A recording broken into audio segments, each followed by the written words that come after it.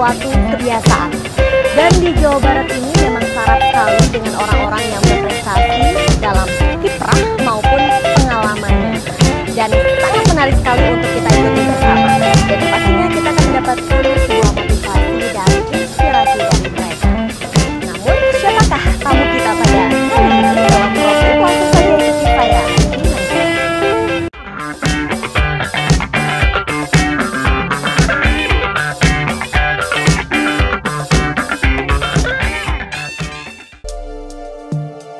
Pertemuan saya hari ini adalah dengan Bapak Widya Pratama di toko kopinya yang terkenal dengan nama Kopi Aroma yang terletak di salah satu sudut kota Bandung, Jalan Banjai nomor 31.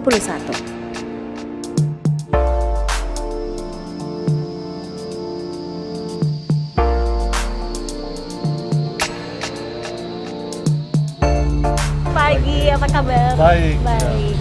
Lihat-lihat tokonya Ya, Bapak. boleh silakan. Pak, awal mula berdirinya toko ini seperti apa, Pak? Awal mulanya didirikan pada tahun 1930 oleh mendiang ayah saya, Tanho Usian. Dari Bapak, dari mendiang ayah Ya, sampai ke dilanjutkan Bapak oleh saya 1971. 1971 hingga saat ini. Hingga saat Berarti ini. sudah berjalan 80 sekitar tahun. 80 tahun. Wow.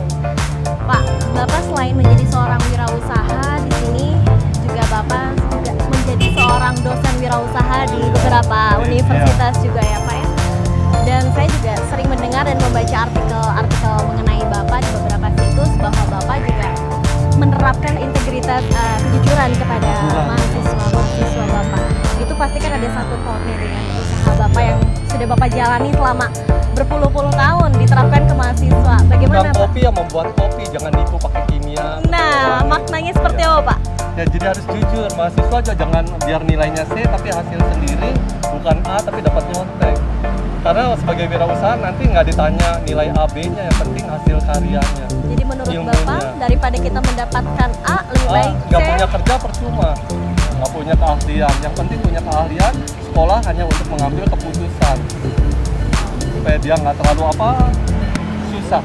Yang selama ini ditakutkan oleh beberapa mahasiswa kan mereka Iya. nilai C lulus dengan IPK-nya rendah gitu kan. Ya, karena itu pikirannya hanya untuk jadi pegawai. Mindsetnya pegawai, Pegawai. Sedangkan kalau untuk wirausaha bukan hasil karyanya. hasil Ya, karyanya. karena mahasiswa yang nilainya C mungkin aja dia kan tiap harinya harus membantu siapa, kerja di mana. Ya. Jadi bukan hanya nilai A. Bukan nilainya, tapi skillnya, keahliannya. Jadi pada saat dia masuk ke dalam dunia kerja memang aplikasinya Ya, dan udah siap, prakteknya dia itu ya, Pak ya. Iya. Wow. Dan berarti Bapak menjalani dua pekerjaan secara berbarengan, secara Iya. sekaligus menjadi seorang wirausaha dan menjadi seorang dosen. Iya. Mengapa, Jadi Pak? wirausaha, ya karena dari hasil dosen dapat uangnya tuh bisa menghidupi anak cacat. Saya punya 46 anak asuh. Wah, sudah tidak sabar untuk bisa melihat dan Iya, menengok silahkan bisa tokonya lihat, Bapak. Langsung iya. saja kita masuk ke dalam ya, Pak.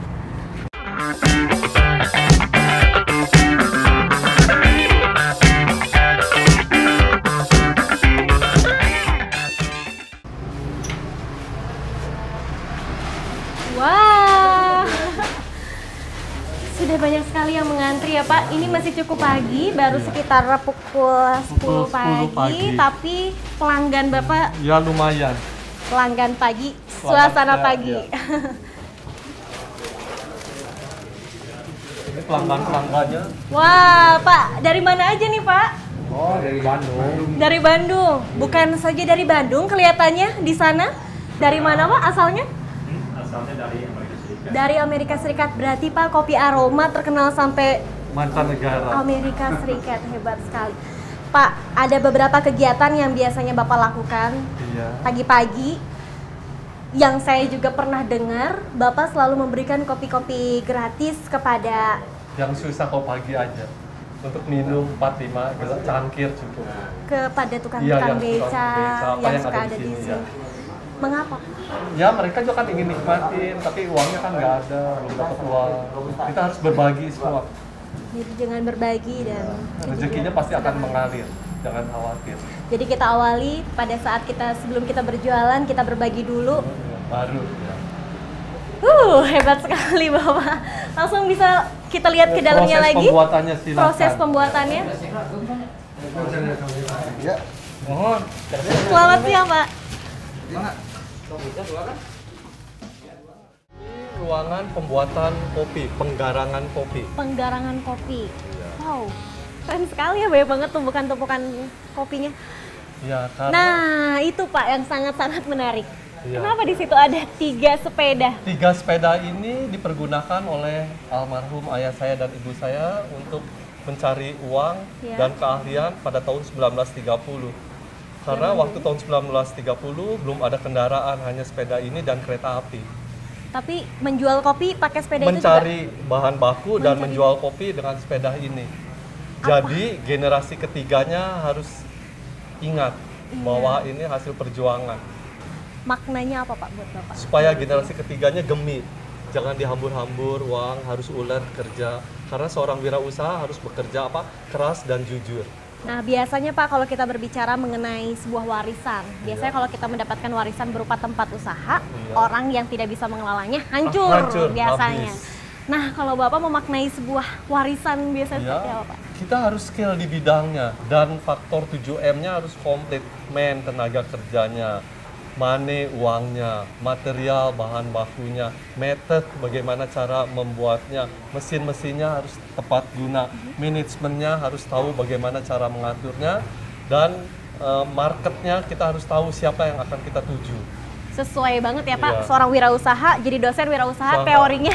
Teori dan praktek harus Teorinya bisa. dan prakteknya. Iya. Nah, sekarang Pak biasanya kan orang-orang dalam membuat atau memulai suatu usaha biasanya nggak lepas dari sebuah kegagalan ya Pak ya. Ada aja Iya. kata gagal. Nah, itu Nah, biasanya salahnya satu, dia nggak ikut mail open dulu, nggak ikut nge-neck dulu, nggak ikut percobaan-percobaan dulu. Seharusnya sebelum jadi wirausaha, misalnya mau bekerja kopi, dia harus ikut dulu sama tukang kopi.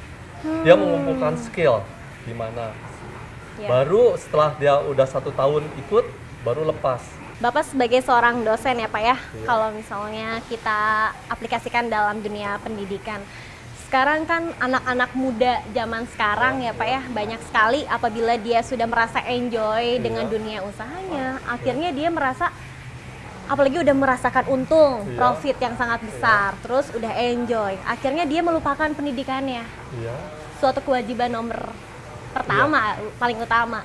Nah, bagaimana menurut Bapak sebagai seorang wirausaha Pendidikan dan ya dosen? 40%, skill 60%. Apa keahliannya 60%, pendidikan hanya alat untuk membantu supaya nggak salah jalan. Ya. Bagaimana Pak? 60% Di teori? praktek 40% cukup teori lah. Sebaliknya ya Pak ya? Sebaliknya, iya. Nah, bagaimana Pak mengakali itu semua? Bapak menerapkan tadi kan integritas, kejujuran kepada Iya. mahasiswa sampai jalan Pak? Iya. Gitu ya? Menerapkannya ya sebagai mahasiswa atau sebagai apa? Sebagai seorang dosen kan Bapak kan Iya. sangat menerapkan sebuah prinsip Iya. kejujuran ya Kejujuran, kepada iya. mahasiswanya. Sekarang kan kalau misalnya kita lihat anak-anak zaman Kadang sekarang nggak gitu jujur. ya Pak Tapi ya. kalau di susah. saya mudah-mudahan yang diajar saya mereka akan jujur. Nah, Karena bagaimana cara diterapkan menerapkan? nggak boleh nyontek, tugas juga ditulis masih pakai tangan bukan dengan komputer. Karena kalau dengan komputer dia bisa nyuruhan orang, kalau dengan tangan tulisan tangannya sendiri. Nah, Ya, maknanya ujian seperti diawas apa? betul-betul, tugas diperiksa betul, ditanamkan Wow. jiwa jujur dan uletnya itu. Nanti manfaatnya bagi mereka? Ya mudah-mudahan setelah praktek dia jadi pengusaha yang jujur. Karena kalau udah dari mahasiswa udah tukang nyontek, ngegampangin, mungkin pengusahanya juga tukang tipu nanti. Betul Bukan jadi sekali. mahasiswa yang jujur. Wah, itu kalau misalnya dalam dunia usaha ya Pak ya? Iya. Dalam dunia dosen malah ya Pak Iya, ya? dosen Kalau- dan praktek juga harus gitu, harus jujur. Kalau dalam dunia usaha Pak, kopi dan Menjual kejujuran. kopi ya kopi. Jangan dikasih chemical sehingga yang minum kembung. Kopi dan kejujuran ibarat sebagai produk dan pelakunya ya Pak ya? Iya, harus Nah. integrated jadi satu. Bagaimana menurut Bapak? Iya. Dan ya harus betul segala-galanya. Kalau stepnya seperti harus buat kopi 8 tahun ya 8 tahun. Jangan dipersingkat waktu dikasih chemical sehingga yang minumnya rusak kulitnya. Originalitasnya itu Iya. ya Pak ya? Sekarang sampai saat ini Bapak masih mempertahankan originalitas dimulai dari Dari penggarangan Cara masih pembuatan, menggunakan kayu karet, mesin. penjemuran masih dengan matahari. itu bagian dari prinsip Iya, kejujuran juga ya Pak kejujuran. ya? Bukan hanya jumlah uangnya, tapi uang itu diperoleh dari mana dan untuk apa uang itu. Jangan nipu, jangan jahat. Tapi kan Pak Oh, dalam rezeki pasti akan ngalir, jangan khawatir. iya, Iya. Kalau dalam zaman sekarang ya Pak ya, usaha dengan mengandalkan sebuah kejujuran aja kayaknya Yakin, kurang. karena dia nggak yakin dengan Tuhannya. Nggak yakin dengan Iya. Kalau Tapi kalau misalnya- dia yakin, minta ke atas pasti akan dikabulkan. Ini sampel. prinsip ekonominya yang Bapak terapkan dalam usaha ini? Yang penting perusahaan bisa mendapatkan labanya untuk untuk kelangsungan hidup perusahaan, untuk menjaga langganan, untuk karyawannya juga sejahtera. Yang penting juga yang minumnya juga selamat, dan hasilnya jangan buat kawin lagi, tapi untuk ngehidupin anak-anak cacat, anak-anak yatim piatu, sehingga akan diberkatin, jangan khawatir. Jadi bukan hanya Iya. untuk di dunia tapi di akhirat juga. Jangan yang seperti sekarang, baru usahanya maju dikit udah miara istri muda, ya hancur perusahaannya. Ya, seorang wirausaha yang sejati bukan itu. Iya. Hebat.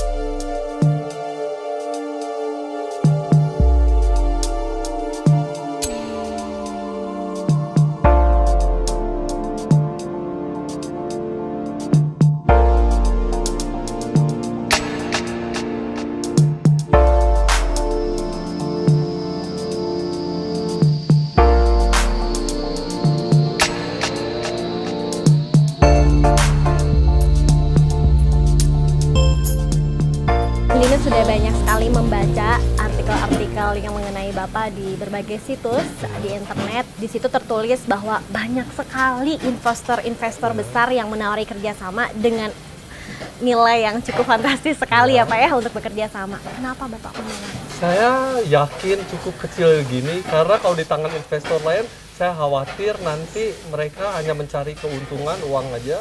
Karena kalau di sini kan kopinya masih ditunggu 8 tahun, Ya. untuk Arabica, Robusta 5 tahun. Sedangkan kalau dihitung matematik dengan investor, mereka nggak akan dapat untung dengan ini. Karena saking Iya, lamanya saking lamanya, bunga berbunganya, pinjaman bunga banknya, mereka akan ini. Saya khawatir nanti mereka mintas. ya. Dan si rasanya tidak akan terjaga. Rasa dan karena- untuk kesehatannya nggak bisa, karena di sini dipakai di Rumah Sakit Hasan Sadikin oleh Profesor Hendro. Robusta untuk obat diabetes. Kalau udah luka ditabur, kalau belum luka diminum. Nah, sedangkan kalau nanti di tangan investor, Mereka mereka hanya mikir untungnya. aja. Saya khawatir di situ. Jadi memang ada sesuatunya ya, makanya Bapak Iya, memendam. tetap ini biar kecil, tapi yang minum sehat. Orang yang nggak punya uang hanya 5.000 pun bisa ikut menikmati gitu. Widya Pratama merupakan sosok sederhana tapi syarat akan makna hidup dan menjadi contoh bagi orang lain untuk berbuat. Maka jangan heran, selama bertahun-tahun ia selalu setia dengan pakaian kebesaran berwarna coklat sebagai seragam di tokonya dan warna krem ketika ia memberikan kuliah wirausaha di berbagai universitas di Bandung. Itulah Pak Widya, sosok yang senantiasa menjalani hidup lurus. Bahkan hingga sekarang pun, ia enggan memiliki telepon genggam. Coklat sekolah, tua untuk bekerja di sini, coklat muda dipakai untuk kalau mengajar. Ya. Tidak menggunakan handphone pula. Tidak, ya. Karena saya nggak mau diganggu, karena saya terbuka sama mahasiswa, siapapun boleh nelpon, petani. Kalau sederhana ya sudah gitu kan. Tapi ini kalau saya lihat sangat-sangat sederhana banget, sampai baju pun Bapak hanya memiliki 2. Apa karena ada maknanya di Nggak balik ada, itu semua? praktis aja hidup. Kan udah kotor, cuci, besok pakai lagi. Mau ngapain punya lemari baju? Toh yang penting hasil karyanya, bukan bajunya. Wow, hebat sekali dari Bapak. Pak, ini perusahaan sudah berdiri selama lebih dari 80 tahun Iya, ya. 1930. Dan kita sudah bisa melihat dengan seksama perkembangannya. Perkembangan 80 tahun yang lalu Iya. pada saat dikelola oleh bapaknya Iya. Bapak dan Iya. sekarang pada saat dikelola oleh Bapak, apa perbedaan? Perbedaannya kalau waktu sampai zaman tahun 50 masih banyak orang Belanda yang beli. Nah, terus waktu menjelang tahun 65 sampai 70 perusahaannya ya hidup enggak, mati enggak. Karena ayah waktu punya anak saya umur 53 tahun Iya. dan ya udah untuk cukup makan. Tapi saya dimasukkan oleh Profesor Sumitro ke Fakultas Ekonomi Unpad. Masa udah sekolah di fakultas Iya. tetap aja ya agak bangkit lah lumayan. Wow, jadi ditambah lagi dengan ilmu, Yang jadi diperoleh dari Fakultas Ekonomi Unpad. semakin baik lagi Iya, perkembangannya semakin baik. sekarang. 80 tahun Karena kemarin udah punya skill kopi dari ayah dan Iya. punya ilmu manajemen dari Fakultas Ekonomi praktek dan Unpad. teori akhirnya Digabung. disatuin dan menjadi Bisa, seperti iya. ini. Sampai saat ini Sampai masih tetap sekarang. bertahan ya perusahaannya. Apa Pak? Kita membayangkan 80 tahun ke depan ya Pak ya. Iya. Kira-kira Jangan akan khawatir, semua titipan Tuhan. Iya, akan Kita pun dibawa dipanggil kemana? bisa sekarang. Betul sekali Iya, Pak. Tapi mudah-mudahan tetap begini, diteruskan oleh generasi ketiga. Betul sekali. Kira-kira di generasi penerus ketiga Iya, nanti tetap begini. tetap begini. Karena 7M, 7M harus balance. Man, money, material, mesin, method, market, dan manajemen. Kalau mau kerja besar, besar sekalian. Tapi kalau kecil, kecil seperti ini. Tapi balance ke Tapi 7M-nya. pasti. Iya, tenaga Jadi- kerjanya, bagaimana cara membuatnya, mesinnya, manajemennya, bahan bakunya harus yang 8 tahun, 5 tahun, organik. Itu harus balance. Jadi dari mulai cara pembuatan, mesin pun pembuatan. bakal terus ini tetap. karena iya, dan jemur masih matahari karena kalau mesin diganti rasanya berubah. Beda kalau buat baju bisa proses dipercepat, kalau makanan nggak bisa karena akan mempengaruhi rasa dan kesehatan.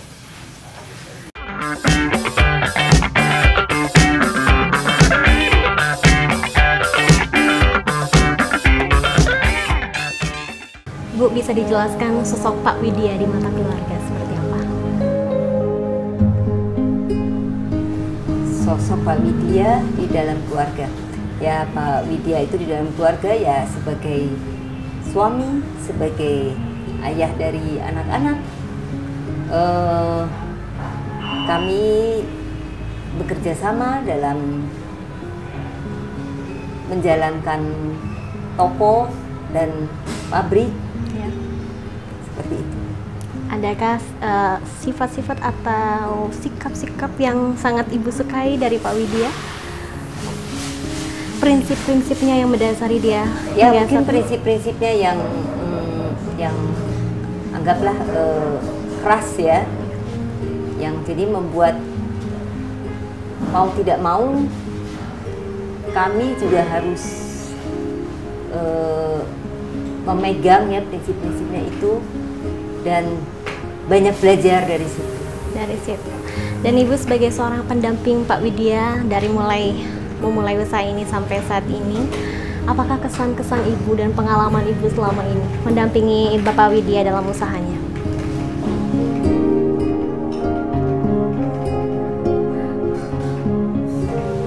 Agak sulit saya menjawabnya ya karena selama ini ya sekian sudah hampir 30 tahun ya kami bersama-sama di sini.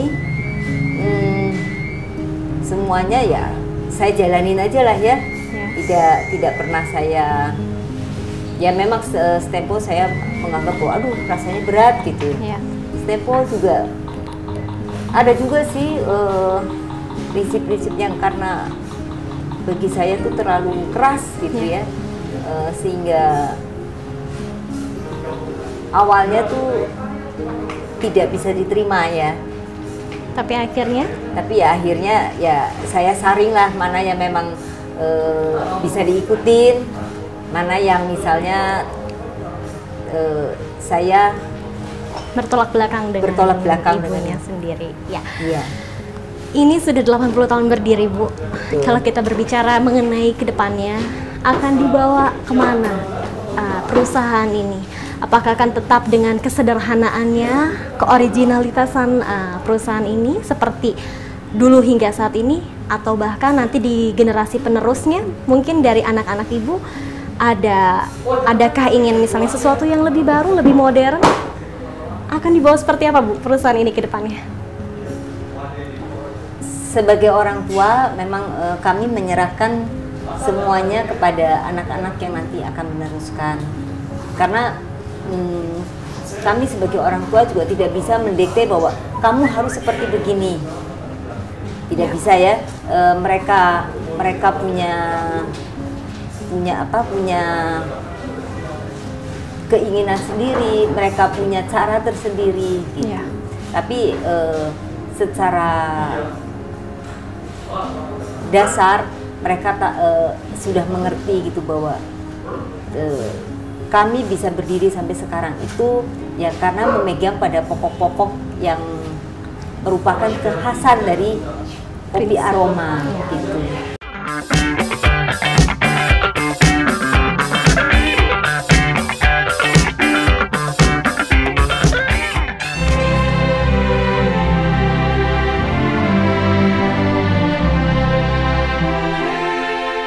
Itulah Pak Widya, sosok sederhana yang syarat akan makna kejujuran. Ketika kita memberikan yang baik, maka kita pun akan menerima yang baik dan menjadikan sukses sebuah kebiasaan. Kalimat ini yang terakhir ia sampaikan di pertemuan saya dengan beliau siang itu.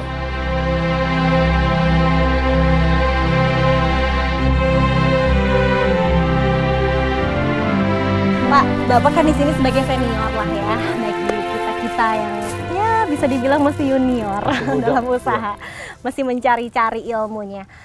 Ada tidak Pak pesan untuk para generasi penerus bangsa kita ini? Bagaimana sih caranya untuk bisa menggapai mimpinya? Untuk dan bagi itu Anda dia yang harus skill di bidangnya. Jangan bergerak di bukan bidangnya. Tukang kopi harus ahli dari mulai penanaman, kadar airnya, pH tanahnya, kopi mana ini Arabica atau Robusta, bagaimana cara memasaknya, bagaimana cara menuakannya, harus skill. Buka salon ya harus skill. Ya jangan orang ingin di keriting besar keluar kayak domba nggak mau datang lagi. Dia harus menguasai ilmunya. Jadi dari segala seginya kita dia harus tahu. ikut dulu, Melopen dulu, magang dulu. Ya, nggak langsung begitu Dan saja. cinta sama kerjaannya. Jangan bergerak yang dia nggak cinta, dia akan stres sendiri nanti. Ya, dan harus ulet, tahan banting. Tahan banting dan pantang menyerah. Dan harus gemi. Iya. Ya itulah pemirsa, dimana kita ingin sukses, ingin menggapai sukses karena kesuksesan itu tidak datang dengan sendirinya. Betul sekali. Kesuksesan harus kita raih dengan cara berusaha, pantang menyerah, dan terus jujur, dan yang penting minta sama Tuhan, bukan muslim. Dan terus berdoa kepada yang di atas. Dan bagi Anda yang ingin memulai usaha dan berwirausaha, saya dan Bapak menyarankan jangan pantang menyerah, jangan ada kata lelah, karena kesuksesan sudah menanti di depan mata Anda.